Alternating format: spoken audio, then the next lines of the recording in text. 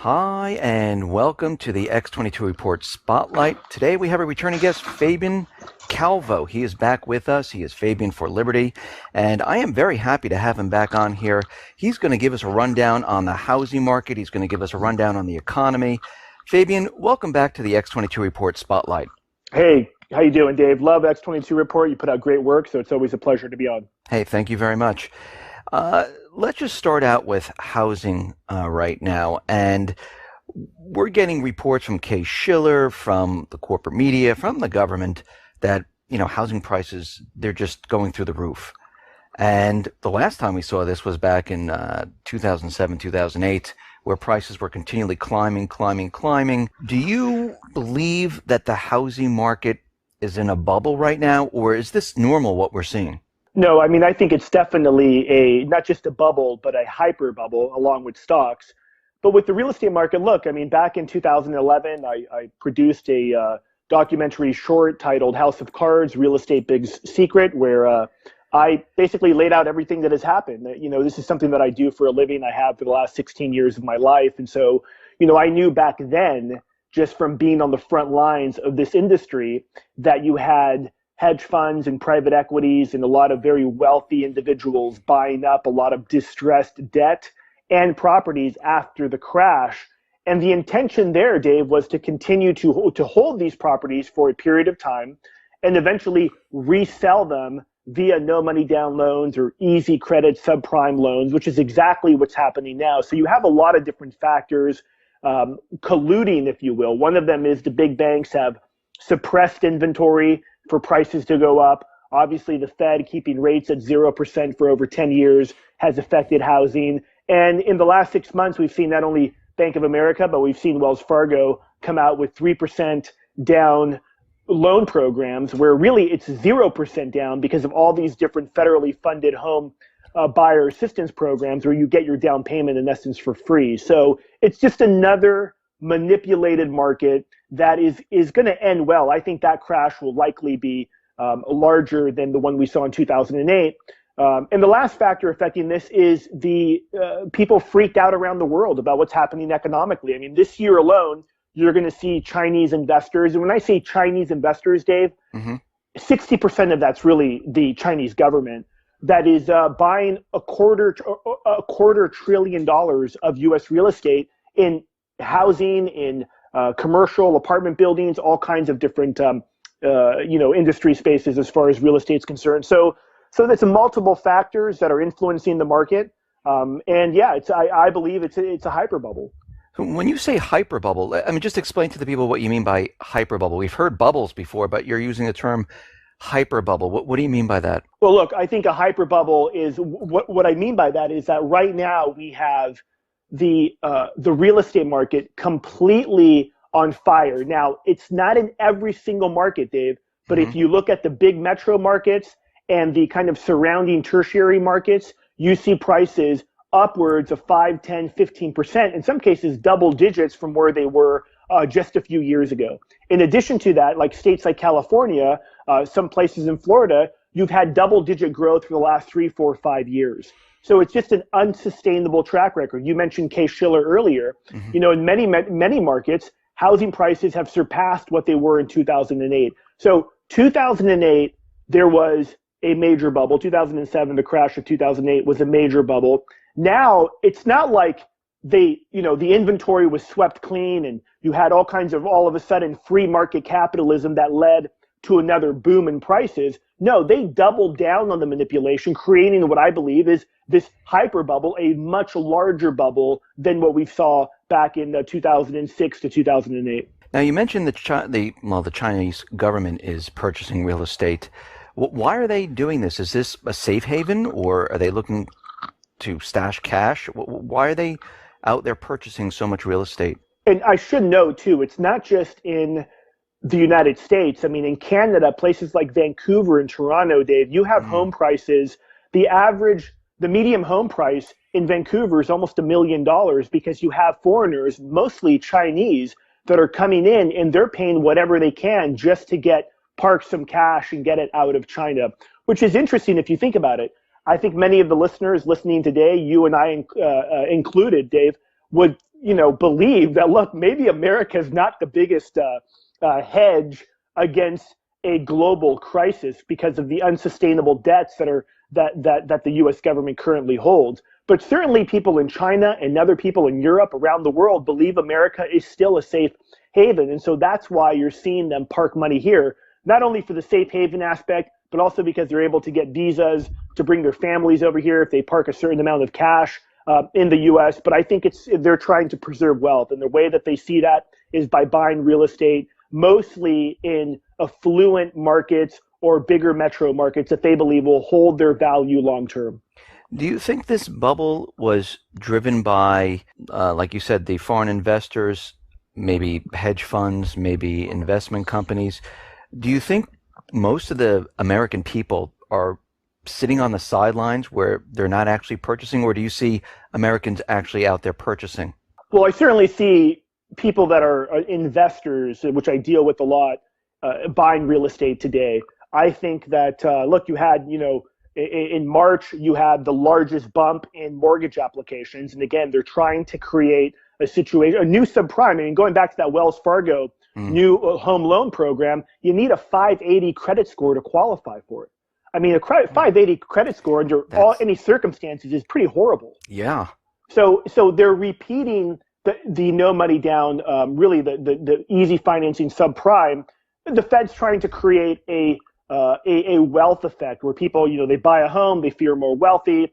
The Fed thinks they'll go out and spend more money. The point is, I think what we've seen is a collusion between mainstream media, central bankers, and Wall Street bankers, all colluding, and the federal government as well, all colluding to try to boost home prices. Look, I will often say in my videos, Dave, I'm surprised housing's not talked about more. I look at it as one of the cornerstones of the U.S. economy, for the simple reason that it's one of the biggest drivers of this total fraud, illusion, fairy tale that the Fed calls the wealth effect, or what Ben Bernanke called the wealth effect, where they think that people become a homeowner and magically they're going to spend more money because they think, wow, I bought a home. It's the American dream. Look how great I am.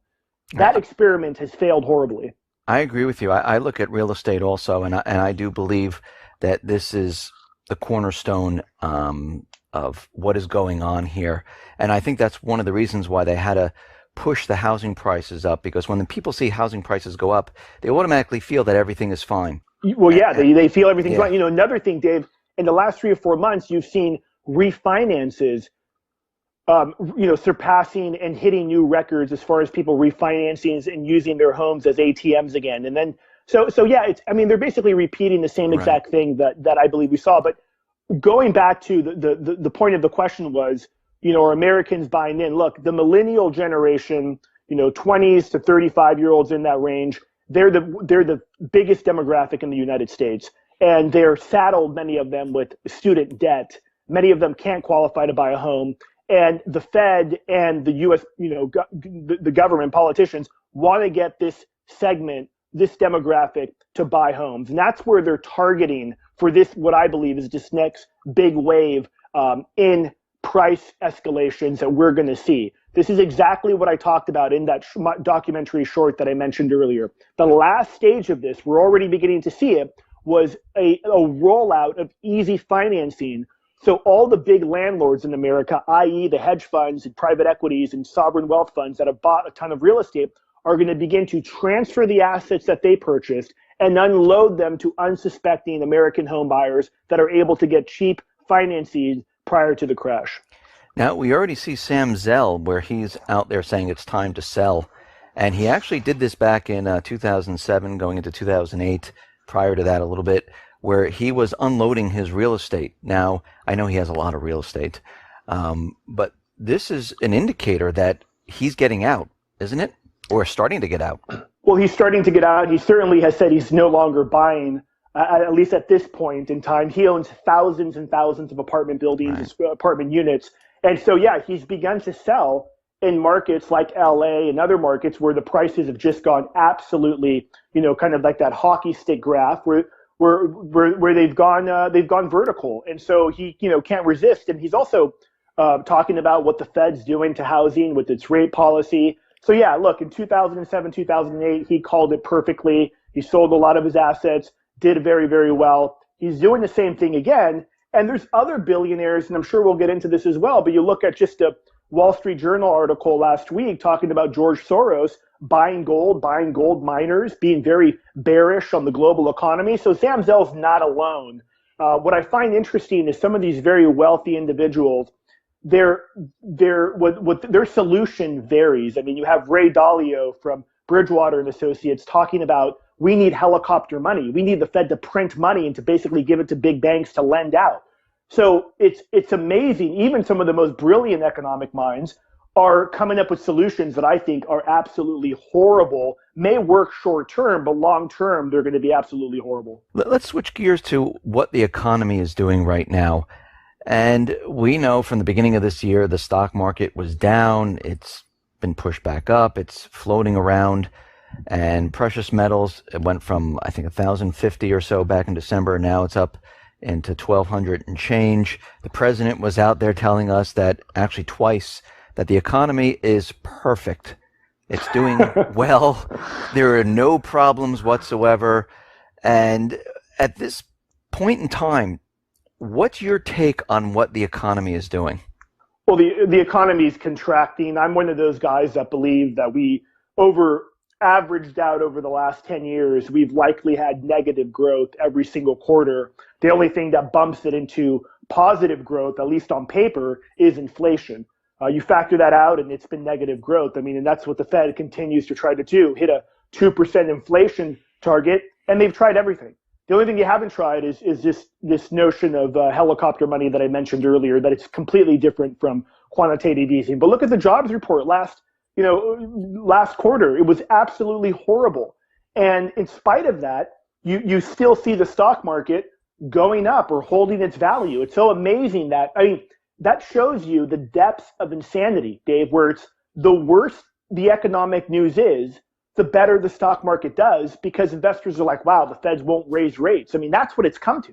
Right. It's complete insane. So look, the economy's been completely stagnant.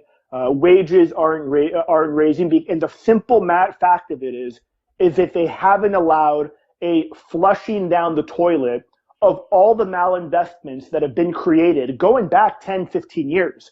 What they've done is there's a crash. The Fed comes in and they print money. They do all of these measures. Government spends more money to try to boost things and create almost like a zombie economy.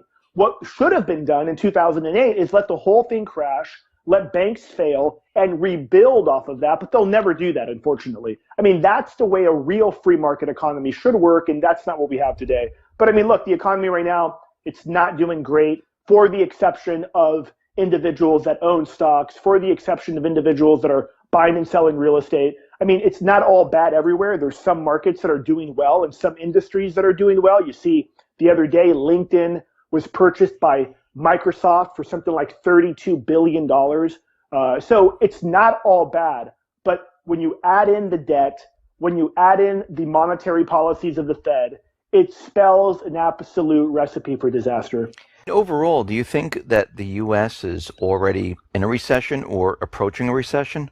Well, I would say that it's really become so industry specific, but I think overall the average American is hurting, and you can just see this in the political process. You see the tens of thousands of people that came out for Bernie Sanders, who's talking complete gibberish and just complete delusions as far as how he feels he can fix the economy. Or you see people going out to Trump events because they recognize bad trade deals and a lot of other things government has done has screwed the middle class. So I think that's the biggest indicator for how the economy is doing, is the tens of thousands of people that are showing up for these two candidates that are pointing to systemic problems in the overall economy. So that leads us to what is happening in the UK, where we have David Cameron, we have other officials, because we know the vote is coming up very soon. And they're talking doom and gloom. If we leave the euro, we're going to have war, we're going to have a collapse, the earth's going to implode. I mean, they're coming up with everything they can possibly think of to scare everyone. What is your take on what would happen if the UK decided to leave the Eurozone? I think if the EU does, I think if the UK does leave the EU, I think the internationalists at the IMF, the rest of the collection of the EU masters that basically are unelected bureaucrats, will try to punish the UK financially to set an example for the other copycats that may want to follow suit. But I think ultimately the UK will be much better. An economy that they can rebuild around oil, shipping, insurance, finances, a lot of different things. Their tourism is big. So there's a lot of ways, just like Greece. I mean, look, Greece took 3 bailouts in 5 years. And we were all told it's a disaster if they leave. Well, they could have built their economy around mining, around shipping, around tourism. They decided not to do that. I think it'd be great for the UK. Unfortunately, I'm one of those guys, Dave, that believe that the vote's going to be rigged, just like we saw the Scottish independence vote. I believe that was rigged.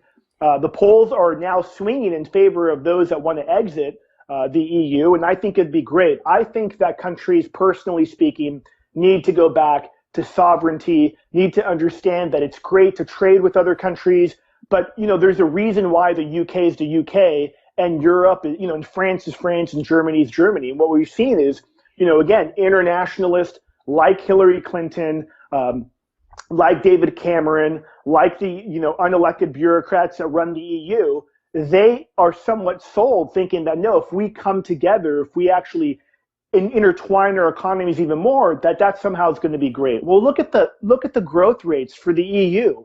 I mean, look at the fact that the UK needs to, in essence, continue to bail out and keep these Eastern European countries on life support that are poor.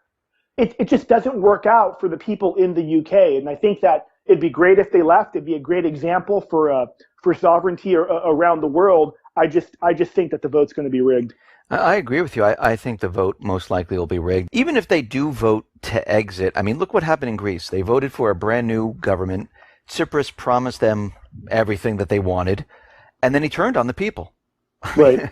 I mean, he went along with whatever the central banks said, what the ECB said, what the IMF said, went along with that. And here Greece is, in more debt than ever. Nothing's improved there whatsoever. And we're looking at the UK here, and I agree with you. I don't think the government is going to say, oh, you want to leave? No problem. We're going to listen to the people, and we'll just let you leave. I don't think it's going to happen. Yeah, no, I don't think it's going to happen, too. And, even what I find interesting is that the newest, or not newest, but the conspiracy theory proven fact, which is a Bilderberg group that comes together every year. One of the topics at the conference this year was that idea of the precariat, which is in essence people that are disenfranchised, people that have been let down, people that are struggling to pay the bills, people whose wages haven't gone up. And I think when you combine that consensus from the world elite and kind of beginning to get freaked out that there's this rise in individuals that are understanding their fraud and that are no longer believing their lies, and you combine that with the rise of nationalism really around the world, from the Philippines to India to the United States, all over, they're freaked out. They're absolutely freaked out. And I think that the line's been drawn in the sand with this Brexit vote. I think that they will pull out all the stops to keep the UK in there. And if the UK does leave, I think they're going to do everything they can to punish them economically, to set an example. If the votes are rigged, like we're talking about, and the government, the EU, decides, we're not going to let this happen, do you think the people will just sit back and say, oh, you know what? Okay, we had the vote. We're not leaving. That's fine. Or do you think the people in the UK are going to say, hey, wait a minute. This whole thing was rigged. I'm a little angry about this. Do you think this would lead into riots? Or do you think this would lead into something happening there? That's a real interesting question. I think that event that you're talking about, Dave, is going to happen, perhaps maybe not this time around in the UK. But the fact of it very well, it could be in Philadelphia, it could be in Cleveland, where the people, the will of the people is completely shut down by the powers that be, and people just lose total control. So those types of events, I think, are coming. Going back to the Bilderberg conference, talking about the precariat. With respect to the UK, that's what people were talking about. If they screwed over the Scottish independence vote, there's all kinds of evidence that MI6, MI5 was involved in rigging that election, and you saw nothing happen. And the truth is that in places like the UK, the government has the guns and the people have baseball bats. So it's kind of a tough, uphill battle.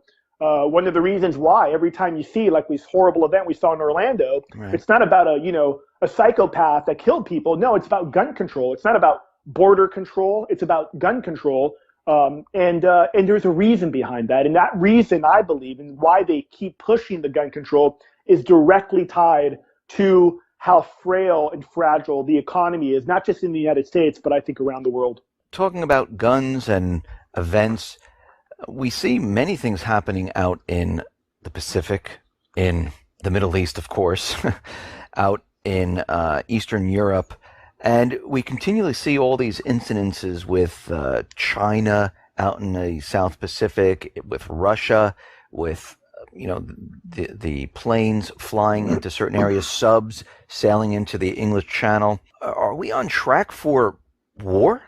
It's a crazy, crazy topic, Dave, right? I mean, and if somebody listening today is maybe just started listening to your channel and most of what they've exposed themselves to has been mainstream media, you hear that and you're like, no, that's never going to happen.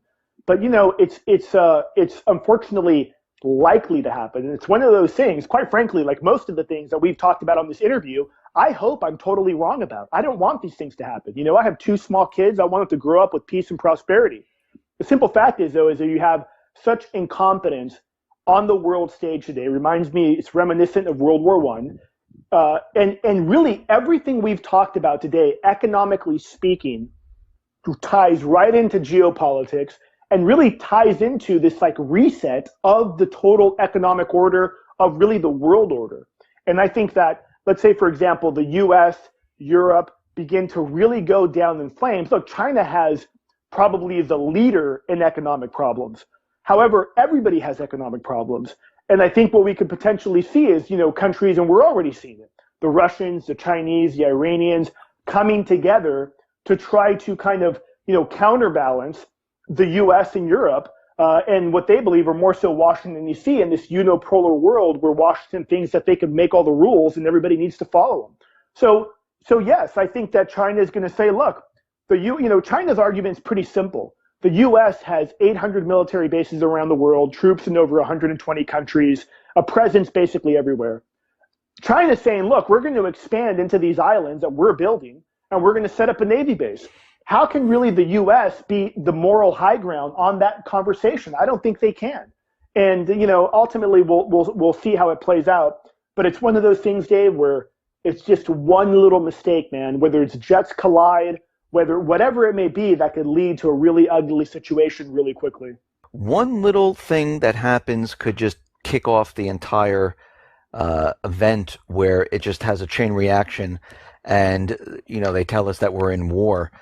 Do you think they're doing all of this to cover up for the economic problems? Well, whether it's to cover it up or not, I think it's potentially something that could be used in kind of a, wag the dog kind of a situation where they will use war to basically get out of people freaking out about the economy. A lot of people are talking about war in the Middle East or war in the South China Sea, and I've talked about it a lot as well. One of the scariest things, I think, is over the last couple of weeks in light of, and again, more so in light of this horrible incident in Orlando, we have neoconservatives in Congress and in Senate wanting a declaration of war against ISIS. They want to declare war. And during the wartime scenarios, we know federal government almost always has made limitations and restricted the First Amendment, the Second Amendment, the 10th Amendment, the Fourth and Fifth Amendment. And I think that's what's the scariest thing, Dave, quite frankly, is that, that war on terror, to quote John McCain, could last 100 years. Or if it's a declared war, that's therein to really begin to trample constitutional rights and liberties. And so I think that's a really, really scary development. In fact, I'm more concerned about that than really anything in the South China Sea. I do see them continually trying to remove the rights of the people. I think this is their end goal, is actually to get rid of the Constitution. I think their end goal is to try to convince people, and we can see it with our young, with Common Core and things like that, where they're teaching them that rights are privileges. They're not, rights that you're born with, and they're actually rewriting some of the rights, like the First, the Second Amendment, the Fourth Amendment. They're continually rewriting it and rewording it and making it seem like this is what it's supposed to be. You don't have to really look at the real writing of these amendments to look at our new version of it. And that kind of scares me because it seems like they're on this track of brainwashing our young to convince them that, the Constitution, your rights, really doesn't mean anything today. Yeah, that is extremely frightening. Whether one's an atheist or they believe in God, it really doesn't matter. Our founders were pretty clear. We have unalienable rights. They're given to us by our Creator. Among those, and then they list the different rights that we had: the right to bear arms, the freedom of speech, among those. But there was a list of a bunch of other rights as well that the founders believed in, that we were born with these rights. So government or a king or a dictator could not take the rights away because we were born with them. And one of them is, for example, the right to bear arms, the right to protect ourselves. And we see, a lot of, this is in essence refers to natural law. You walk into a bear cave and you approach a couple bear cubs, the mama grizzly bear is going to rip your head off and kill you. It's just, that's the way it works, right? You come into my house at night, try to hurt my kids, I'm going to kill you. That's the reality of the situation. And that's a right that I think every American should have. But this government is so out of their minds, they believe different. And you're absolutely right, Dave.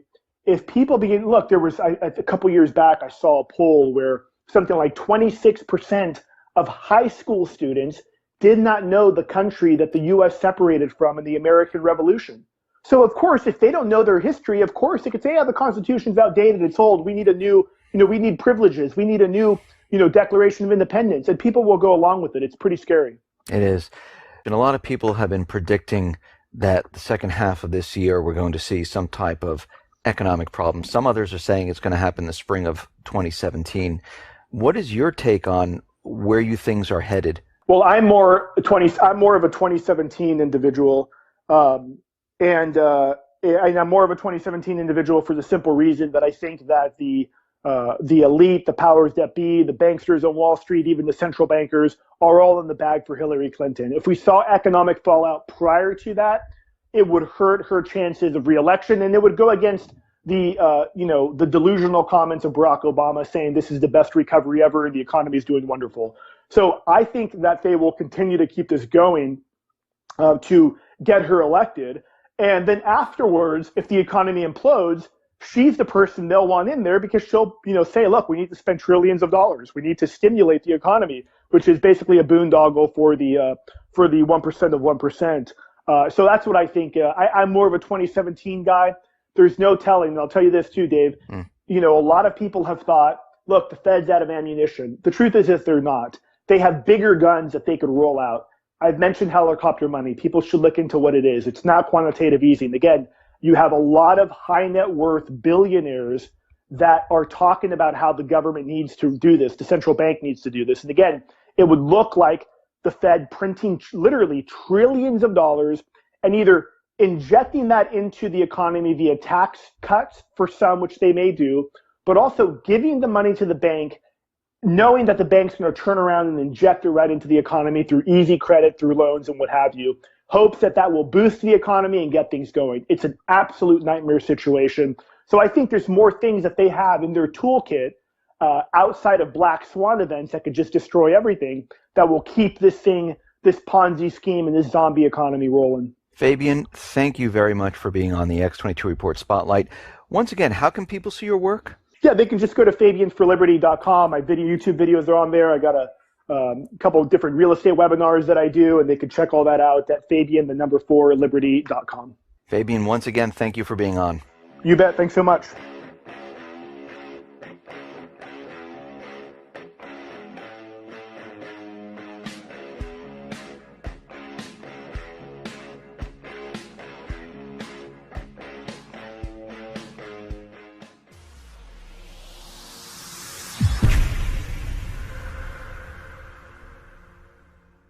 Has happened. This is something that I do for a living. I have for the last 16 years of my life. And so, I knew back then just from being on the front lines of this industry, that you had hedge funds and private equities and a lot of very wealthy individuals buying up a lot of distressed debt and properties after the crash. And the intention there, Dave, was to continue to hold these properties for a period of time and eventually resell them via no money down loans or easy credit subprime loans, which is exactly what's happening now. So you have a lot of different factors colluding, if you will. One of them is the big banks have suppressed inventory for prices to go up. Obviously, the Fed keeping rates at 0% for over 10 years has affected housing. In housing, in commercial apartment buildings, all kinds of different industry spaces as far as real estate's concerned. So there's multiple factors that are influencing the market. And yeah, I believe it's a hyper bubble. So when you say hyper bubble, I mean, just explain to the people what you mean by hyper bubble. We've heard bubbles before, but you're using the term hyper bubble. What do you mean by that? Well, look, I think a hyper bubble is what I mean by that is that right now we have the real estate market completely on fire. Now, it's not in every single market, Dave, but if you look at the big metro markets and the kind of surrounding tertiary markets, you see prices upwards of 5, 10, 15%, in some cases double digits from where they were.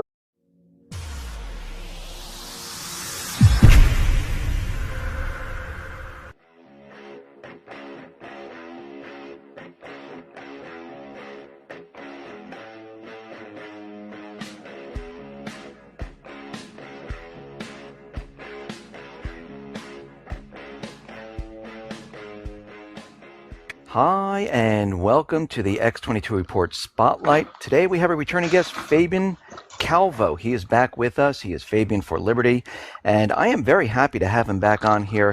He's going to give us a rundown on the housing market. He's going to give us a rundown on the economy. Fabian, welcome back to the X22 Report Spotlight. Hey, how you doing, Dave? Love X22 Report. You put out great work, so it's always a pleasure to be on. Hey, thank you very much. Let's just start out with housing right now. And we're getting reports from Schiller, from the corporate media, from the government that, housing prices, they're just going through the roof. And the last time we saw this was back in 2007, 2008, where prices were continually climbing. Do you believe that the housing market is in a bubble right now, or is this normal what we're seeing? No, I mean, I think it's definitely not just a bubble, but a hyper bubble along with stocks. But with the real estate market, look, I mean, back in 2011, I produced a documentary short titled House of Cards, Real Estate Big Secret, where I basically laid out everything and in the last 6 months, we've seen not only Bank of America, but we've seen Wells Fargo come out with 3% down loan programs, where really it's 0% down because of all these different federally funded home buyer assistance programs where you get your down payment in essence for free. So it's just another manipulated market that is going to end well. I think that crash will likely be larger than the one we saw in 2008. And the last factor affecting this is the people freaked out around the world about what's happening economically. I mean, this year alone, you're going to see Chinese investors. And when I say Chinese investors, Dave, 60% of that's really the Chinese government that is buying a quarter $1 trillion of U.S. real estate.